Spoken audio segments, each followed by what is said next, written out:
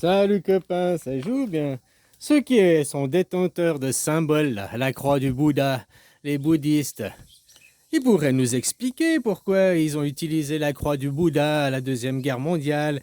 Puis en fait, leur version de l'histoire, parce que nous, on a toujours entendu la version de l'histoire de ceux qui ont la croix de Judas, quoi. Hein, on a donc de Judas, du traître, de l'ennemi, de l'inverseur.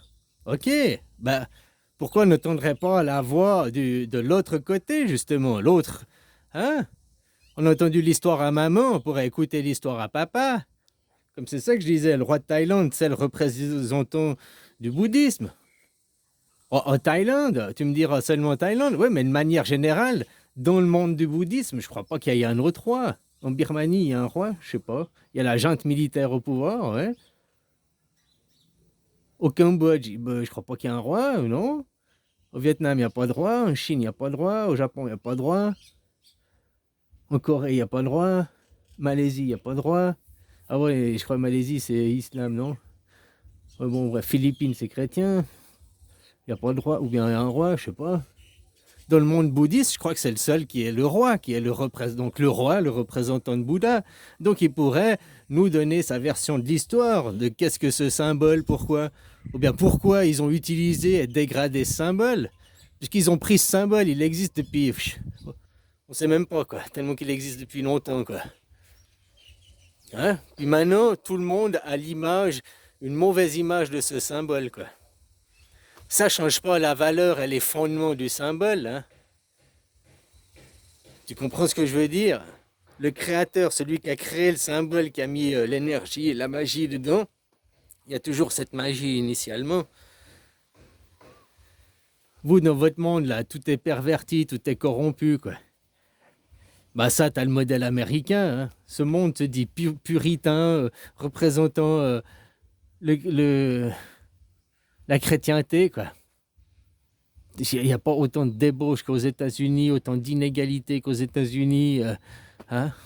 Le monde de la jungle, du Far West, ils sont tous armés à se tirer les uns sur les autres, quoi. C'est un monde de sauvages, quoi.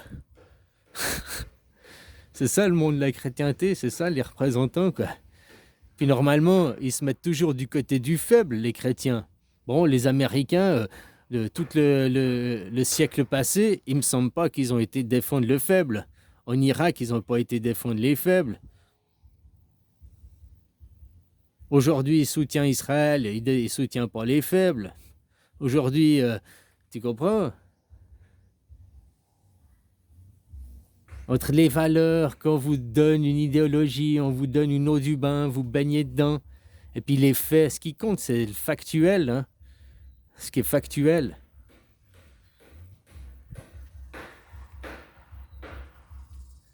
Enfin voilà, quoi, c'est ça que je voulais dire. Par là, le représentant du bouddhisme, il pourrait nous donner son point de vue sur ces événements. Pourquoi ce symbole? Pourquoi ils l'ont utilisé?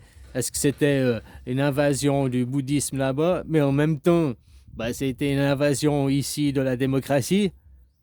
Tu vois, ça s'est été mélangé des deux côtés, hein.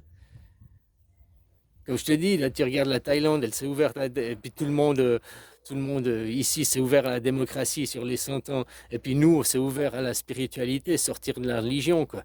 La religion, c'est anti-spirituel, hein, dans le fond.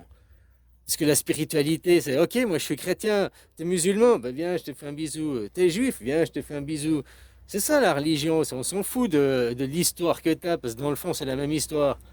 Mais il y en a qui veulent se battre et puis dire, tu dois raconter mon histoire c'est la vraie, c'est la seule, c'est la unique. C'est des fanatiques, c'est des conditionnés, des endoctrinés, ça. C'est la religion, ça. C'est pas la spiritualité.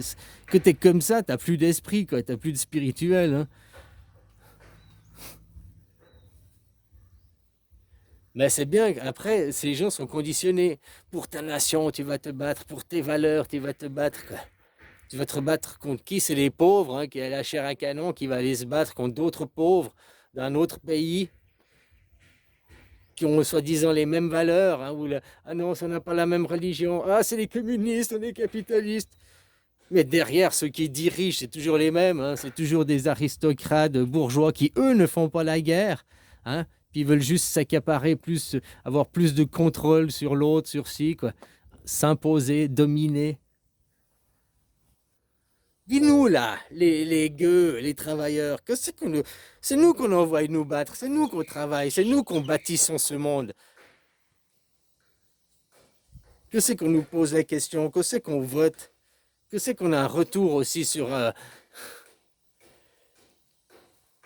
je veux dire, putain, que tu vois les salaires, mais c'est honteux quoi. Toi, tu travailles un an, puis pas au SMIC, hein, au salaire 2 400 euros, le salaire médian en France. Donc 2400 fois 12, tu à 30 000. Moi, je pourrais calculer, tu as 30 000 par année. Et là, tu as ton patron qui, lui, il a 30 000 par mois. Quoi. En 12 mois, en une année de salaire, lui, il a 12 ans de salaire. Quoi. C'est quand même, il y a des disproportions. Puis là, c'est un petit exemple. Hein. Il y en a, toi, tu as travaillé un an. Et déjà, à la fin d'un an, lui, il a un parachute doré de 1 million. Quoi. Toi, tu travailleras 40 ans, tu n'arriveras jamais à cette somme. Quoi. Mais bon.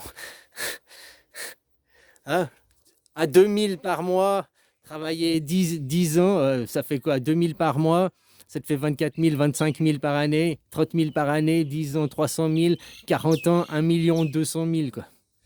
En 40 ans, tu auras 1 200 000. Quoi. Comme quoi, tu vois, vous rendre millionnaire à la base, hein, puis après vous faire vivre des intérêts, et puis après 40 ans de travail, on te retire ton million puisque tu l'as gagné, quoi. Franchement, si moi j'avais l'argent, si moi j'étais une banque, c'est ce que je ferais, quoi. Tu vois, tu places 1 million à 4%, c'est 40 000 par année. 4%, c'est 25 ans, t'as 2 millions. Là, je fais très basique, hein, c'est même plus vite parce que les intérêts de l'intérêt. Bon, ouais, bref, t'as compris. En 40 ans, donc tu prends, sur ces 40 000, t'en prends 20 000 pour vivre, ça te fait un SMIC par mois, et puis 20 000, tu les places pour que en 50 ans, bah, tu as gagné ton million. En 50 ans. Le million, on te le rend après. Ah, je sais pas, bon, là, je suis pas banquier, quoi. Moi, je te prête 1 million, tu travailles 25 ans, si tu n'utilises pas l'argent, tu as remboursé le million, quoi. Tu as 2 millions sur ton compte en banque. Oui, mais 1 million, et c'est un prêt, on va dire. Tu le rends, ou c'est une écriture scripturale. Donc, on détruit cet argent, 1 million, et il reste 1 million. Tu as gagné ton million. Mais ça te fait une rente aussi tous les mois, quoi. Parce que là, vous travaillez une vie, les gens et tout, puis l'AVS, tu perds 60 à 70% de pouvoir d'achat. Hein. Les mieux lotis perdent 30% de pouvoir d'achat. Donc, autrement dit, tu sais, maintenant que tu tombes au chômage, au social, au RSA, machin, essaye, parce que ça, ce sera quand tu seras à l'AVS, quoi. Donc, entraîne-toi déjà maintenant, quoi. C'est ça, on vous promet l'AVS, machin, travail toute ta vie, et vous n'êtes même pas millionnaire, quoi. Vous avez rien. Moi, ce serait plus intéressant. On vous donne 1 million, tu travailles 40 ans, tu as remboursé le million, machin et tout. Après, tu choisis. Tu veux le million ou bien tu veux vivre d'une rente des intérêts, quoi. Tu choisis. Les gens choisissent, c'est ta retraite. À ta retraite, tu as 1 million, quoi. Voilà, quoi. Garantie. 1 million garanti sur un compte en banque, hein, 40 000 par année. 40 000 par année, ça te fait du 3 000 par mois. C'est une belle retraite. C'est mieux qu'aujourd'hui, quoi. Puis ton million, tu l'as mérité, tu l'as gagné. Ah, ok, au début de ta vie, tu nais, on t'avance 1 million. On fait une écriture scripturale. Qu'après 25 ans de ta vie, on peut les 25 premières années de ta vie, tu n'as quasiment pas besoin d'argent, tu as tes parents. Hein? Ou on retire une petite somme pour... ouais. Bref, tu as compris l'idée. Ça, ce serait intéressant. Une fois que tu as remboursé le million, on efface l'écriture scripturale. Et voilà, tu as vraiment ton fric, quoi. Puis tu l'as vraiment gagné. Parce que c'est pas on te le donne, ah, je fous rien. Tu verras que les gens, tu auras toujours envie d'aller travailler, mais tu n'iras plus travailler par nécessité, par devoir. Et puis les gens qui t'emploient seront obligés de te traiter avec respect. Parce que maintenant, peuvent vous traiter sans dignité, dans l'irrespect, vous prendre comme des merdes et des chiens, parce que vous dépendez de leur argent. Ah, je peux te virer quand je veux, j'ai le monopole, j'ai le contrôle, j'ai la main mise sur toi. Tandis que si tu avais ton argent à toi, disons que tu avais un SMIC par mois déjà assuré, puis tu allais travailler, tu avais un deuxième SMIC ou un autre salaire, tu vois, cet argent, tu vois ce que je veux dire? Les patrons, les employeurs seraient obligés de traiter leurs employés dans le respect et la dignité. Parce que c'est pas. Parce que là, à ce moment-là, c'est toi qui dirais à ton patron: hé mec, tu me causes plus souple, là. Tu me causes meilleur. Autrement, va te faire foutre avec ton boulot, quoi. Je me casse.